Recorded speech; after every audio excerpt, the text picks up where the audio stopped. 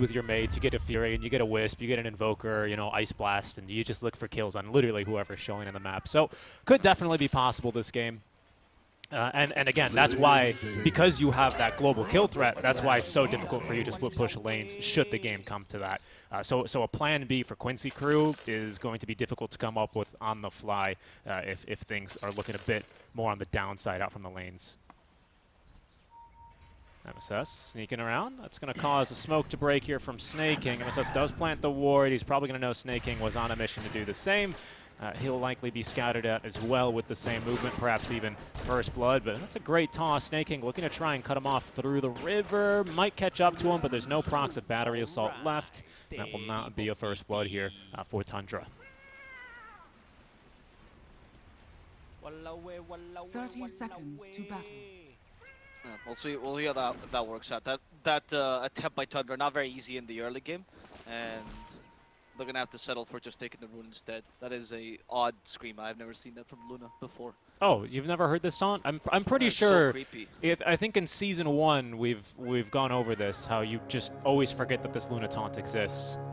Maybe it might have been, honestly. This Luna taunt really scares me every single time. Why is the cat screaming like that? Is that Luna or the Panther? It's Nova. It's Nova. All right. Okay. Could be Luna though. I mean, you don't know. There's no proof that it's either. She doesn't open her mouth, so I'm just gonna keep it ambiguous there. All right. So they're gonna leave their DK alone as well. It seems like. I mean, yeah, if you try and you secure the Luna, especially in the beginning. Hell, if Tiny tries to do the little creep cutting, he might get punished with this. So it's a good idea. Tiny can't do anything else in the lane. He has to creep cut and then go gank. So if you can stop this creep cutting for MSS, or you kill Viper while he's creep cutting, this is perfect. In fact, they show snaking in the lane. Like, I swear, it's just snaking alone. Look at this. Lelis, get out of the lane. Yeah, but look how much damage they've already done to the DK. They know for sure that there's no one else here to support him. Yawar and LOA just looking to do get as much zoning in. If they can keep him out of XP range, this lane just becomes, you know, just so easy for them. With the Frost Arrows and the Arctic Burn, there's not much DK can do here, but just look to run and try and take as little damage as possible. Yeah, level 1 Dragon Tail maybe wasn't the call for 3-3. I can't imagine you being able to use this at all. I think it was the first blood attempt. Yeah, it gives you the chance of running away, but you got out healing, so Yawar can just chase you endlessly. Speaking of running away, look at Quinn already being forced underneath the tower. EMP at least misses, I think. So he's able to retain most of his mana here. Crucial for being able to secure CS just like that underneath the tower. 3-3. He's just desperately trying to fight experience. He wants that level 2. Level 3 is when he actually can fight this lane again, so I'm assuming he's just going to wait for that. And once he gets level 3. Oh, really tight play there with the Aether Remnant, just managing to find 9 with it. One more auto attack would have condemned him there. Just wants just a couple more CS here for the bottle. Unfortunately, he's just one shy, so he is going to have to make the run back home to refill his HP and mana. As now Snaking, as you've said, has rotated down bottom in order to assist 33 a bit more. Yep, and he's going to do the same lane cutting. But SVG read it perfectly. Nice. It's like, thank you for the pull. No problem, I'll take it. It's only a couple Taskmasters, so they'll still stack the lanes, but it's better than nothing. Now the DK is giving a bit more freedom, and with the level 1 in Dragon's Blood, already enough to be able to survive the Drow's damage. Snaking is taking a lot of damage out from this. He's got tangos at least, but this is kind of a big sack for him here, especially because, yep, there's Arctic Burn being reapplied. 33 not really enjoying this lane too much. He is at least now looking to get some more experience, which is more than could have been said before. But you are in very much so a comfortable position. In fact, is queuing up that second Wraith Band. But the creep cut worked for Snaking. I actually loved what SVG did there, or LOA, because it used to be the case that certain heroes like Winter Wyvern just didn't have any way to contest these kind of lean cuts, and you just accept it and attack the enemy team while they're doing it. But now you have techniques like you try to pull the creep wave into it. You can even de-aggro the creep wave again towards yourself. It's much more complex than it used to be. I've seen players do some crazy things to keep the equilibrium in their way. But 3-3 in the end won, and he managed to get a couple creeps out of this. Very important. Also even denied one of the range creeps. Also very important. Yeah, but Yawar, so far so good. 17 and 11. Snaking in the bottom lane. He might just die for free here. The Frost Arrow's dealing way too much damage. Dragon Tail's not going to save him. That's going to be a freebie here for Quincy crew. Taking the wrong path, Snaking, maybe feeling a bit too cocky. Underestimating Yawar's damage with Frost Arrow's level 2 already. Yeah, I was going to point out that both lanes are actually looking a little bit similar, not only just kind of in levels, but also in terms of the CS and the denies, most importantly. The biggest difference now being the fact that there are no kills top lane here in favor of Tundra. And honestly, I don't really see bottom getting much easier here. 33 now, at least with 2 points in the Dragon's Blood, is able to have that passive regen that's doing a lot of work for him. And killing the courier here that contained the clarities for LOA at least is a big win as well. Bounty. Yeah, I agree. It's I mean, the Clockwork can't do much against Drell either, at least not in the early game. Once you get hookshot, sure, but in the lane, you're useless. You can't get close to him. Winter Wyvern can just outrun your cogs with an Arctic Burn. So you're kind of screwed there. 9 needs to do a lot in this mid lane for them to stabilize a bit. I mean, top is also going fine. Lelis hasn't gotten too many last hits either, so I guess you're at least even in that sense. Oh, they're actually going to get a kill top lane now. Talking about lack of last hits, he's like, well, actually that Parisian technically a last hit. He's like a range creep at least to the Viper until Ice Blast comes out. 3-3. You hit him with a multi-shot, but they have no intention of killing him. After all, the Frost Arrows is great for the slow, but you always have to consider how much do I want to chase him and turn how many last hits will I miss because I'm chasing a stupid DK. Not really worth it most of the time. Jackpot. Plata in the top lane, by the way. MSS is considering going for that kill. They throw another Toxic. They still have the Avalanche here, but they don't use it in time. Doesn't seem to matter. Oh, he actually gets frozen. Lelis can't continue this. Finally, Unfrozen. Finally able to get that kill. Skitter trying to attack Lelis, realizing maybe this is not his fight. Snaking is coming in from behind. Lelis really wants to kill Skitter before he dies. The toss aggressively, and he will get that kill. Thanks to the poison attack. Snaking trying to get the counter kill on MSS as the creeps are helping it. Nice little cogs. Chasing in the poor Tiny, and I think this should be a kill with the body blocks applied.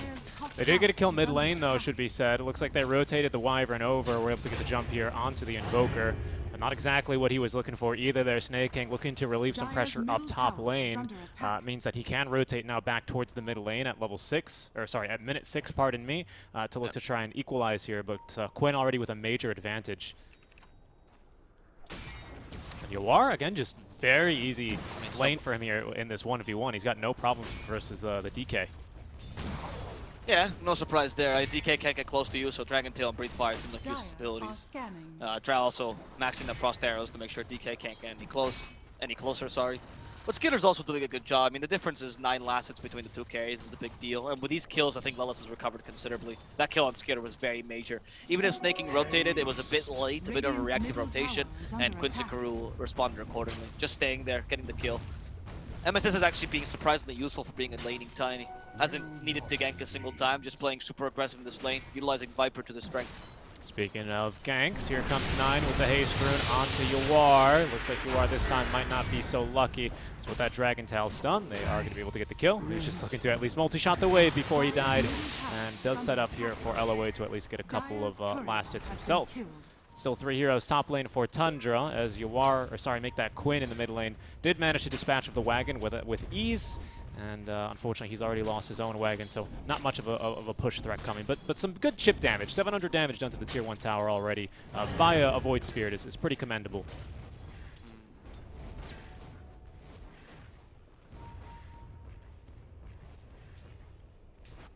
Will be Quincy Crew's first plan of attack now that Quinn is close to getting online. Honestly, without any items, you can already get kills. There's no really any need to protect the mid lane from the Invoker. But of course, you also know that you want to threaten 9 because he already got his first earned charges, which means he's probably going to be looking to do the same against you. The problem is that there's not really anyone that you can easily gank here because of how well the lanes went for Quincy Crew. I don't think Viper's an easy kill. Drow might be if Winter Wyvern's not nearby. So I feel like the tempo is still controlled by 9. Sorry, by Quinn here, as we go for 9 specifically.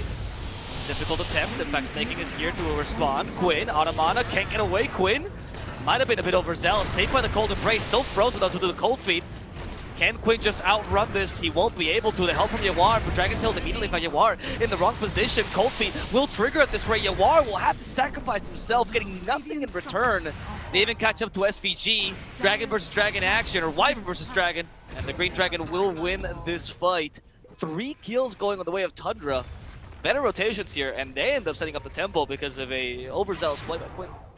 Yeah, Quinn getting a little bit too aggressive. I do like the commitment, the team play. You know, everyone else on Quincy also then overcommitting as a result. But the fact that it's your Drow Ranger who is joining the fight, hoping to try and be the decisive turning point in that engagement, while Skitter is just, you know, peacefully farming in the jungle. They've defended top lane as well, so it wasn't like Leslau was able to push anything in response. Means that it is a pretty big win here. It's I think a reset because now, you know, everyone does look pretty gankable. It's something, you know, that gets you to high-five all the boys and get ready to get into this mid game. But Quinn, he's not been too fortunate here out from the early laning stage after he did get that kill onto the Invoker. It was the first Elder Dragon form though, and not much damage done to the tower from Quincy at least. So they can be happy with that. Yeah. Quinn. I don't think he had it the second time, right? Dragon Tail, he will hit, but they have no cog this time to continue this mana drain. In fact, MSS is coming in to turn this into a kill, perhaps on the Invoker. Yawar joined the second time, but this time it's going to be a successful gank as they take down 9, 3-3, the target. But 3-3 is a bit too tanky for him to die. However, this time they actually did something similar where they allowed Lelis to be freely farming in the top lane, allowing him to get his items and, more importantly, pushing the tower quite effectively already. Yep, he was doing this before. Ooh, Quinn, though, he's going to get snagged by Fata in the mid lane. Skitter looking to try and TP away, but MSS rotating on through the jungle is going to hit him with the Avalanche, and they've got more than enough damage for him. Second death on Quinn, then, was just going to be the simple DK into plenty of magic damage coming from his allies. DK stun, rather. Lelis, as you said, he is continuing to push. He has not joined either of these engagements, while 33 has been a bit more willing, to, shall we say, to at least show up and fight in the mid lane. Of course, this is going to make a bit of a difference when it comes to the towers. The issue is, up until now, getting this kill onto the Luna, is that they haven't really gotten much out of this, I would say, in favor of Quincy, right? It's good damage onto the tower, but now you've lost your mid laner not only once, but twice. At least the second time Yawar stays alive as he's going to join this push up towards the top lane. But they managed to defend their tier 1 quite easily, and I think as soon as Yawar shows top, we should see Tundra get aggressive and look to pick up this mid tier 1 tower, if not this bottom tier 1 tower. Agreed. Since you have the dragon form, you should take advantage of this pushing power that you have. That's also super easy to execute.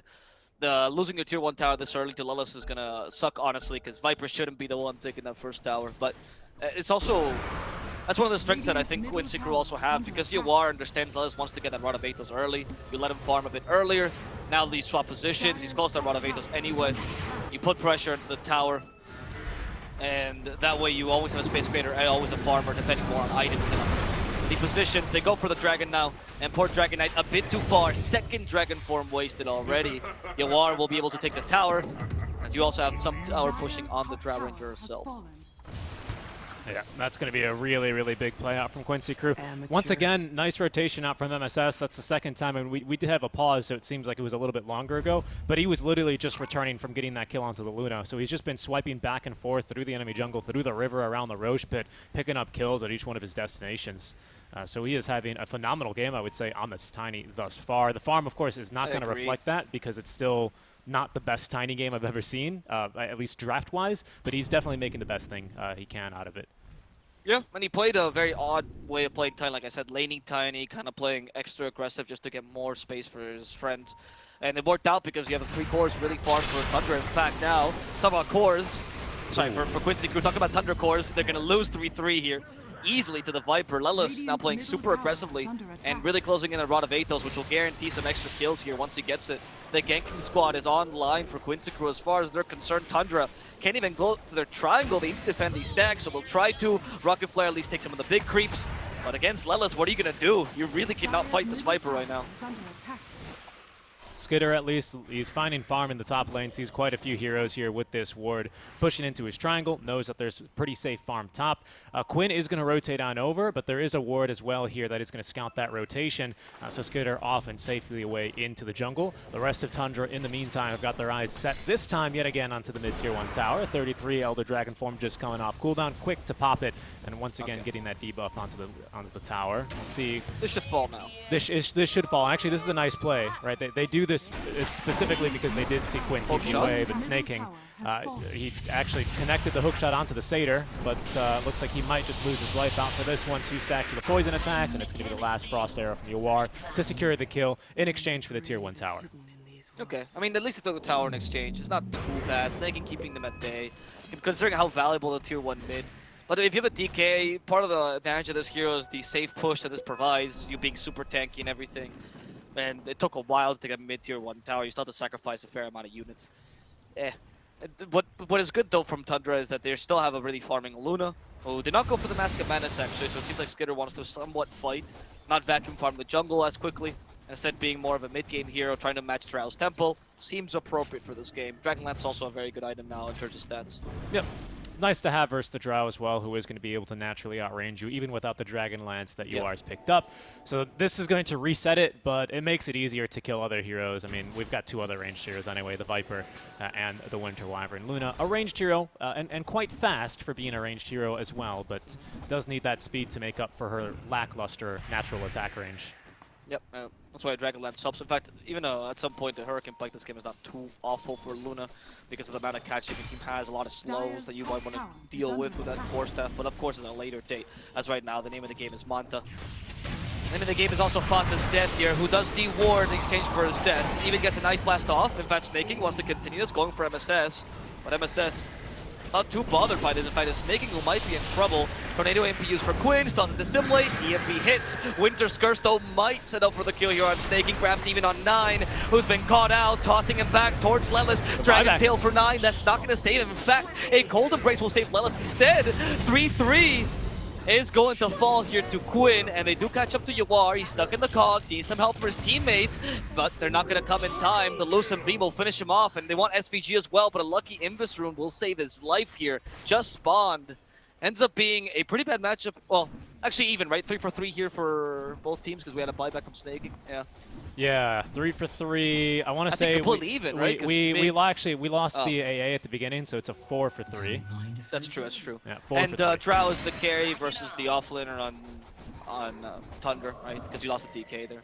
Yeah, that's not such an amazing showing, unfortunately, so far from Yawar. He's joining these fights, which I love to see, especially on a hero like the Drow Ranger, who can just pump out the damage, especially because you do have this break on the Nether Toxin from the Viper, but does really need to be, you know, it's a hard game always for a Drow Ranger, especially in a professional game, but especially when they have ways of closing the gap just so easily here. At least their focus on killing Yawar does allow Quinn to escape there and get quite a few kills and lots of damage in. So Quinn can at least be appreciative of that, but that is going to be the 3rd death for Yawar compared to the 2nd of Skitter. Yeah, that's not looking too great now for Quincy as Yawar start to fall behind. Not as fast a farmer as Luna, of course. Skitter will be able to match him, and with the Temple build that he went for, you're capable of fighting a bit sooner than Drow, so you lost that advantage. The one thing that saves you, though, is Viper being quite farm, and so has Quinn taking over, especially the DK who's fallen behind, so it's not as uneven, but Tundra is setting up for a really good 4-protect-1 on this Luna. And once Skitter gets that... Once Skitter gets the power spike here with a Manta style, I think you're going to be able to fight quite well here. To try and wrap around this tier 1 tower. Easy tower for them. Oh yeah. No intention from Tundra to defend this. Now you can start invading the enemy jungle easily. In fact, 3-3 playing the dead lane here. A bit dangerous plays though. No offensive wards though by Quincy, even though you took the tower. I was expecting them to start warding the enemy jungle completely. We got one. We just have the one right here. Unlikely to be dewarded. Oh, it's true. Gives you pretty That's good rotational vision if anyone's moving into the jungle. From there, you kind of just have to guess where they're going. I like it, to be honest, because like you said in the draft, Luna is one of these predictable heroes. She's going to be like a pendulum farming away across the map wherever it's safe. If enemies are showing bottom, she'll farm her way top. When enemies rotate top, she'll do the same back bottom. And being able to more or less estimate where she is, thanks to a rotational ward like this one, it should yield maybe 1 kill here out from Quincy. But that's what you're looking for out from the ward anyway. 33 is going to be scouted by Leswell.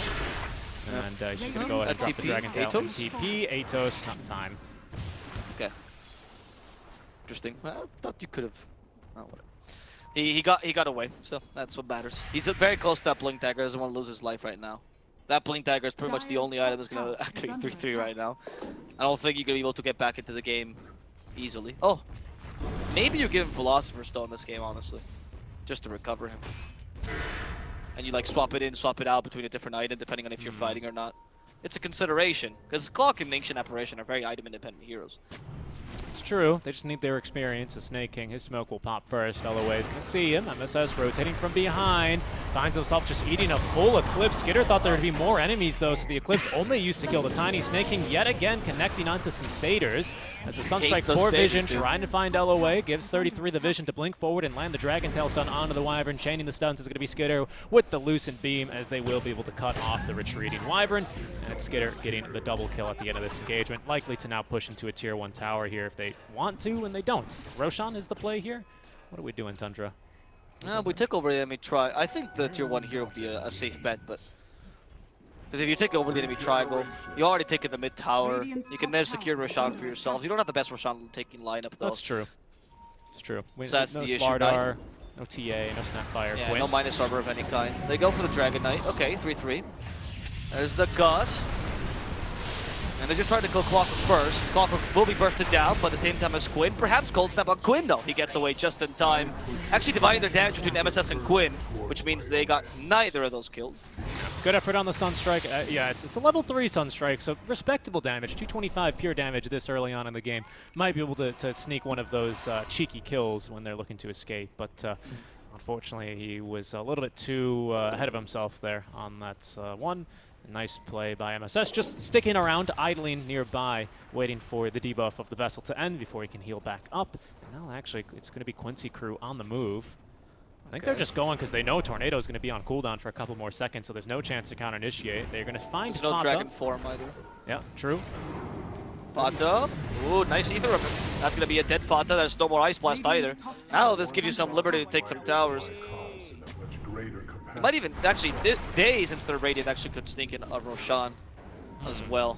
It's definitely doable, I would say, with the Roshan, with the Yawar Drow Ranger, is what I meant to say. Hurricane Pike now completed for the Drow, and already the Mithril Hammer for the BKB on the way. So decent damage, good stats, and a nice defensive item here to get herself out of cogs if necessary is going to be something that's nice. Unfortunately, for the most part, Snake King has just been mostly connecting onto range creeps this game. Out of his 3 hook shots, 2 of them have been, range creeps, neutral creeps, but he's getting closer. He's just warming up, and just wait till he finds his mark. Quinn might be looking to try and snipe 9 down bottom if he shows, but he's wise and stays out of vision of the tower. We're just looking for more kills here on Quincy, it seems like. Dominate the top area, do the swapping jungles thing. With this single ward though, I don't think you're super safe to go into the enemy jungle just yet. You need something a bit more than a rotational ward. Yeah. Securing some farm for Yawar, who's somewhat recovering compared to the Luna, but a Drow Ranger is never going to match a Luna's farming speed. At least not with the same amount of space. And this is kind of the difficulty that I was kind of speaking of this awkward transitionary period where your Drow's not really quite ready to full 5-on-5 yet. Hold on, thoughts? You're going to get Quinn, as this ward just about to expire is going to pay off. That was a really valuable kill here. Quinn was playing in the enemy, in his enemy jungle, I would say, because you're Radiant technically, so you would have swapped jungles by now. They had some nice vision there. Tundra definitely put some effort into defending this area. And now they can even try to go for a tower, why not? Dragon Form's still up for a while, even if double damage will fall, and Luna's already a pretty decent pusher. Yeah, I'd say more than decent, right? I mean, especially once she hits that high ground, your buildings are going to be absolutely crumbling. You got 33. This tower should be going down. That's going to give you outpost control as well. And Quincy just not in a position to really react, you know, and look to propose a tier 2 trade or anything up top lane. And again, to get back to the point I was briefly mentioning, although now they're giving MSS some free farm up top lane, he's about to get to this Blink Dagger. He wasn't really able to get too much, one-on-one time with creep waves to be able to farm his item beforehand, because most of it was going to Quinn. LOA was getting a couple of, he's got a lot of farm actually on the Wyvern, and then you compare this to Fata and Snake King here on the AA and Clock respectively, 2 heroes that just, they don't need an item, but Tiny needs this Blink Dagger to get online. This has been always a big problem of Tiny 4, of course, and Tundra, I think they do well to draft their support duo who have no such concerns and already able to get solo kills on some mid laners. Very, very true, actually. And that combined with the Dragon Knight, it's also, I would say, a bit more item independent than the Vipers we've seen with Blink Dagger 3-3 is already online. You are playing really easily into this 4-1 lineup on Skitter. And though this does falter until like minute 40 or so, when not only does the core-to-core matchup on Quincy crew benefit them, but on top of that, they also can itemize against the Luna. Right now, it's perfect, because nobody can really beat Skitter on a 1v1. There's the Ice Blast and attack anyone. Oh, they do see the smoke, thanks to the residual vision from the Ice Blast. 3-3 says, why not? Let's go for MSS. Eclipse has been used. Skitter really wants the skill, and MSS will fall. Again, oh no, he already just got that Blink Dagger. Hook shot for the Winter Wyvern. SVG won't be able to get away either. And 3-3, he wants to look for more. Finds Yawar. Skitter coming nearby. Nice little gust here, Yawar. They need to slow him somehow. Lose some beam, they just need some vision. In goes Quinn. He wants to attack Skitter, but Quinn, no, they're not going to be able to turn this into a kill. The lack of stuns apparent is really Dragon Knight +4 here when it comes to stunning. Yeah, especially after the hook shot has been utilized and we fall back on Wyvern. There's going to be an attempt on Quinn's life, but the Dissemblade easily dodging out that spicy Meatball Ice Blast combo they had for him. Potentially now we look for a turn here. I think LOA is definitely going to be looking for one. Miradavetos just juked, though, and dodged, better said, by that Ghost Walk by 9, so just in the nick of time here he's able to escape. Scot-free, Tundra don't lose anyone. They get a buyback out from the Wyvern, as well as a free kill onto the Tiny. Well played there by Tundra, honestly. Now they do have a sizable lead as the Invoker's going to come online. And we've seen this before, right? We talk about the fact that Invoker Quas Wex just transitions easily into the Quas Resort. Later parts of the game, you become a secondary core. Take over the Void Spirit's job, which now becomes a bit more utility. The Void Spirit peaks around level 25 when you get the Dissimulate stun, plus the Shard. And then you become, like, honestly, a really strong secondary carry. But as of now, the Invoker's looking a bit stronger as he deals much more damage than the Void Spirit. Yeah, this Luna's also looking a lot more ready to fight with her BKB now completed. Yes, 9 yes. second. Yawar still looking to finish that one off. He needs another 450 gold, but that means that Tundra in this fight are going to be up 1 core. There's the jump underneath the tower. Hook shot now onto 2. Both supports immediately burst it down. The toss gets out from MSS, but they've now already set up for the kill onto Yawar. Pushing back with the cogs thanks to Snake King. 3 dead underneath the tier 2 tower. 1 dieback. That's going to be perhaps Roche, if not the tier 2 on top. Yeah, they're already pinging Roshan, just going straight into it. Great moves from Tundra. Easy. Why not, right? Go for the Roche for free here. If you take the tier 2, Viper and Void Spirit will be able to defend somewhat. I think Roche force another fight here. Especially because Dragon Form is already active, so you might as well take an objective with it. And that's going to be the biggest difference, you know, having BKB versus not quite yet having BKB. Yawar just really desperate to finish that one off, but was showing underneath the tower to get some farm. Nice preemptive jump, by the way, even right before they threw the rocket flare in. It was just 33 immediately blinking in, finding 2 people in the trees, but 2 supports, mind you, and stunning up the more important one of the 2 being, I believe, the Wyvern to make sure that they couldn't counter-initiate with the curse.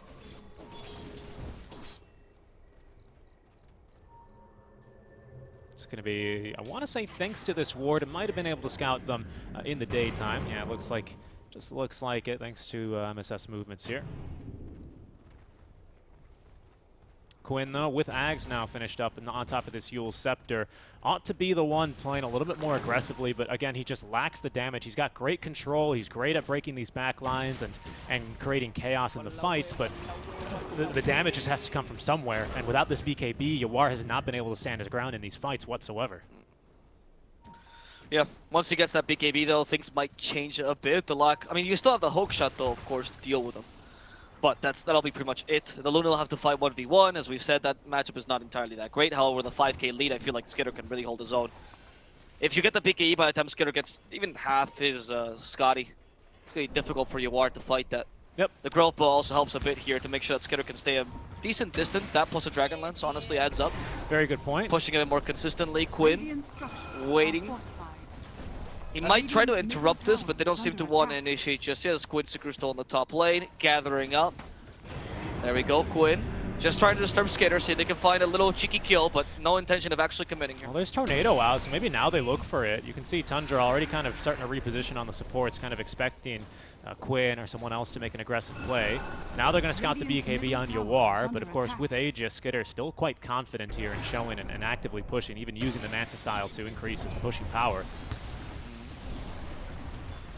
Quinn, oh, okay, now they're all here. Now they can totally kill Skitter. Ice Blast coming out. That's going to be Skitter's first life, taken with a multi-shot, as they also murder MSS. Oh, they got him with the silence, went in. Snaking just wanted to give some space to his scary, but Snaking will die as a result. 9 is capable of getting away thanks to the Ghost Walk plus the BKB. Skitter still wants this tower, but doesn't want to lose his life for it. So he's going to have to retreat, allowing for the deny from Quincy crew. Ends up being a 4 for a 4, in addition to the Aegis, though, taken away. So not bad for Quincy crew for the low committal effort they had there. Yeah, both teams games where, like, they're playing it safe because they recognize that the game's in a pretty delicate state right now, where if Tundra were to just get like a big team fight win there, it's almost certainly the game, to be honest, for Tundra. But Quincy, they know that, you know, they still have a pretty good late game matchup, even if you're an item behind, just one item behind. No. Go Draw for Ranger. 3-3 Oh. in the top lane. I don't think this can turn to a kill unless the rest of the team comes in. Can he keep him in check long enough? 3-3. Needs some help from the Invoker. In comes SVG. 3-3 just lost his Dragon form. So the Dragon Tail sets up. Ice Blast will miss. Tornado helping him out a bit, but 3-3 is stuck between a rock and a hard place. He won't be able to get away.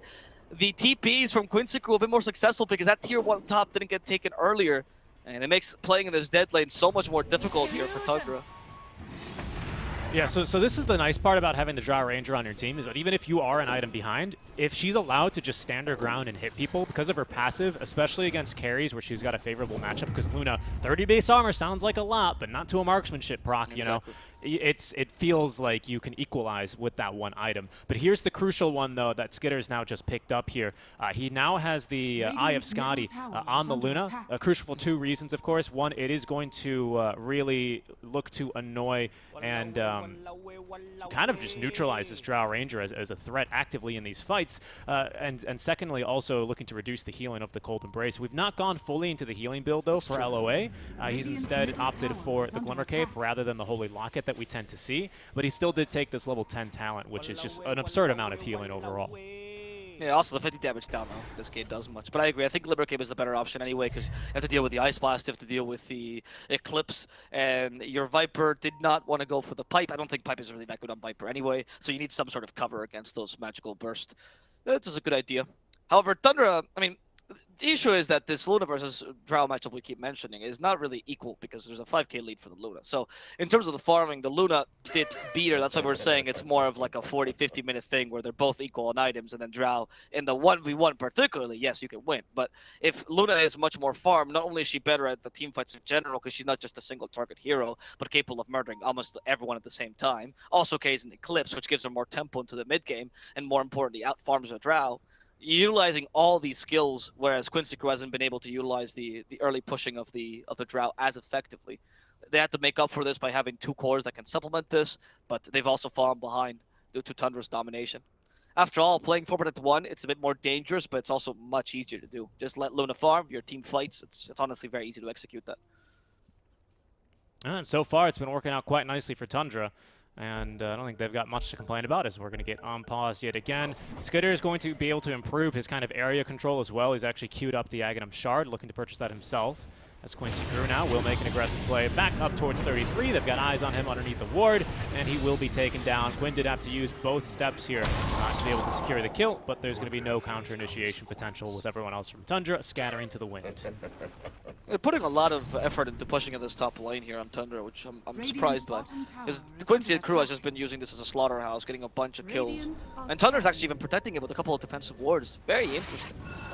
They must think that, I mean, if they do this, it's going to be very difficult. It's true, if they do this, even if they sacrifice people, it's very difficult for Quincy Crew to push and regain map control.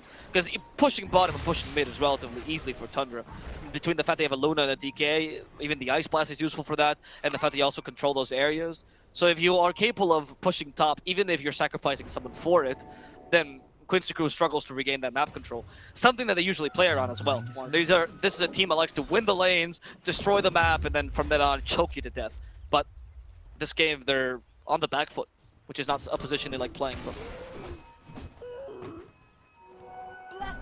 Market Flare heading top lane is going to see Quinn. There's that global combo we spoke about, but again, without the DK in range, yeah, that's not going to be able to net them a kill. 33, though, is about to finish off his BKB here. Just needs about probably 2 more waves fully to farm it up.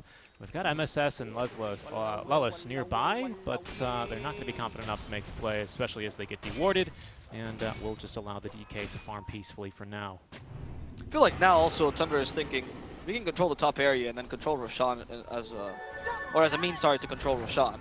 Because they think they can fight, which is why they're also pushing this out, as we can see by the amount of wards and the sentries that are coming out in this area. And they are going to be trying to force a fight here with the smoke, in fact, Tundra. Let's see what they go for. They get good initiation. They have Eclipse ready. They also have Cataclysm, by the way, so they're trying to take advantage of this. MSS, the target. There's the Cataclysm used, and it's going to burst out MSS and SVG. Both supports dead. They should net them a tower. Very important for that control, especially if they want to take over Roshan area and take over the radiant advantage. Quinn. 9 did go a bit far, but 9 has the BKB, wants to punish Quinn. Quinn will be able to get away thanks to his own BKB. Oh man, Skitter, he's picked up the Enchanted Quiver here with the Shard, and in case you couldn't tell, this does work. So it does trigger the Enchanted Quiver attack. I believe it does go on cooldown, but it's a 5-second cooldown on a 2.5-second Lucent Beam, and you're still throwing auto attacks the whole time. It's so much damage right now on this Luna. That Shard is pretty brutal, not gonna lie. I think that Shard, once it got upgraded so it throws it 2 attacks, it went from like support Luna build to, oh my god, every carry Luna wants at some point in the game. Especially since it drops from Roshan. I mean, they didn't get it from it, but that's really, really useful. Okay. Immediate PK by 3-3. This time they want to secure the tower without plus the illusions. They're struggling though. 35 HP. This sucks. The deny is going to be guaranteed. You know, 33 there with the logic. Hey, if you got it, flaunt it, showing off the BKB. He farmed for it. He worked hard for it. They killed him a couple of times to try and stop him, but he's now got it completed. And now the Gem of True Sight, I believe, purchased by Fata, as they're going to look for just to maintain their vision and the counterplay here for the Glimmer Cape up from LOA, which really hasn't been too big of a problem here, I should say, for the likes of Tundra. They've been able to get these nice pickoffs, usually opening up these fights by getting quick kills onto MSS and very then quickly LOA or vice versa. Well, there's another smoke by Tundra, knowing they're still strong. They only wasted 1 resource, which was the BKB, and the Evoker's already back online. And in fact, now they're leading with Skitter because, honestly, he's really, really tanky. He can afford to be a tank. We saw this yesterday, actually, as well, doing Matumba doing something similar on Secret, but I feel like Skitter has the build to make this work, especially with the Hurricane Pike as a pseudo save for her, in addition to the fact that you have the Dragon Tail Cataclysm to reinitiate the fight. Right? I feel like this is a better lineup for you to be leading in front as a Luna. It is, yeah. I mean, that's always the kind of game that Luna would rather play, right? Have that one item advantage whenever you are engaging in these fights. Put all that farming speed, that passive of yours, that is great in fights and great for pushing, but is especially useful for farming, especially early on, to good use and get that extra item ahead. Right now looking really damn scary, going for that second Dispel after using the Manta Style for the most part quite aggressively, and keeping the Satanic available to just be able to 1v1 in some of these fights. Again, even with Satanic, it's still not an easy game for her versus this Drow Ranger. We are now just about a full item behind, I will say, on the Drow, who's now felt the need to go into the Lincoln Sphere to stop perhaps a Dragon Tail or a Cold Snap from connecting. Because I think that's really the only 2 targeted stuns they have. Hookshot, though, speaking of targeted stuns, onto Quinn. The Cogs, though, push him away from the Cataclysm, so Quinn's going to BKB, look to fight a little bit. Procs the Andiska, Fata looking to try and run, as there's going to be a great Winter's Curse in the choke point to keep him at bay. 33 trying to fight versus Yawar, but he's got those marksmanship procs, so he needs to back away. Snaking now looking for the kill onto LOA. He throws himself into the cold embrace with the meatball. Too spicy for him now. Yawar BKB, no longer active, stuck in the ice wall, killed off by Skitter. Beyond Godlike as 9 picks up the kill onto MSS with the EMP. 3 dead on the likes of Quincy crew, all over Quinn, just getting caught in the river there by a fantastic hook shot from Snake King. That was an impressive play by Skitter, honestly. Putting himself in the middle of the fight to, first of all, cancel the marksmanship at the beginning, and then calculating the BKB really well with that Eclipse to force him to run away. Once he used the Hurricane Pike to run away, it was just a bit too late, because you can't ever get any more space between you and the Luna, and they can just chase you down so easily. Roshan's gone back in 50 seconds, so right now you can dominate the triangle, push mid and push top, and at the same time take Roshan. No need to ward your own jungle any longer. Much easier to just try to ward the triangle and get rid of any visitors that might come by here. I mean, Tundra's playing so well right now. These teamfights are looking very difficult for Quincy crew. Skitter is on point with his Luna today. This has been a really good performance on him. The rare strat, now that you can no longer use couriers to scout when Roshan is alive, you just leave a gem in the pit. And the gem will let you know whenever Roshan is up, because as long as you've just dropped the gem, it does give you vision in this little AoE, which is useful for, of course, dewarding up cliffs, but also useful for the Roche vision now. That's a very nice trick. People are so innovative. But as long as they themselves don't have to check, they'll do anything. Yep. pretty much. I mean, it's not like, you know, you've got a just Clockwork though. who's got the best Roche control perhaps in the entire game. Well, ET. No. Or an Ancient Apparition who also gets vision of the Ice Vortex. You know, I mean, not crazy. Why would you use those skills? It's not like that was your 1-2. Actually, it was the last pick, Clockwork. But, you know. Knight checks in with his body instead. It's like, guys, here. Roshad just spawned. Second Roche. This comes with Shard. Do you give the Shard? I'm assuming you give it to the Invoker for the triple meatball, particularly the cooldown reduction, right? Yeah, Luna and I Ancient think Apparition I already have genuinely theirs. think there's a case for Jetpack this game just to be able to hunt down the Wyvern, like quite literally, outside of hookshot. But I think we're probably going to give it to the Invoker. Yeah, just for the meatball cooldown. Meatball cooldown is just so useful. I mean, the triple meatball is more of a meme. It's useful sometimes, but it's really the meatball cooldown that he loves, honestly. Being able to use that meteor more times in a fight. Quincy, they're looking to split push just one more wave, but that could be the death of them here. As there's the Rocket Flare into the vision. Cataclysm even used. They really want LOA, perhaps just expecting a bit of a stronger fight as Snake King, unfortunately, blocked by the creep wave, unfortunately is not going to be able to cancel the secondary TP out from Lelis. I love that 3-3 has decided there's no way he's farming hacks this game, so he's just going to be Spider-like instead to be a better Dragon Skitter. He knows he can fight this. They should not go for him. MSS will die to the Eclipse of freebie for Skitter, and they don't depend on the Eclipse anymore in these fights. Skitter has enough physical damage now to make up for it, so you're in a pickle, Quincy crew. You just lost your supports there for free. They still have buyback at least. Skitter's going to start pushing. There you go for UR, force that BKB. 3-3 needs to get away, activates the BKB.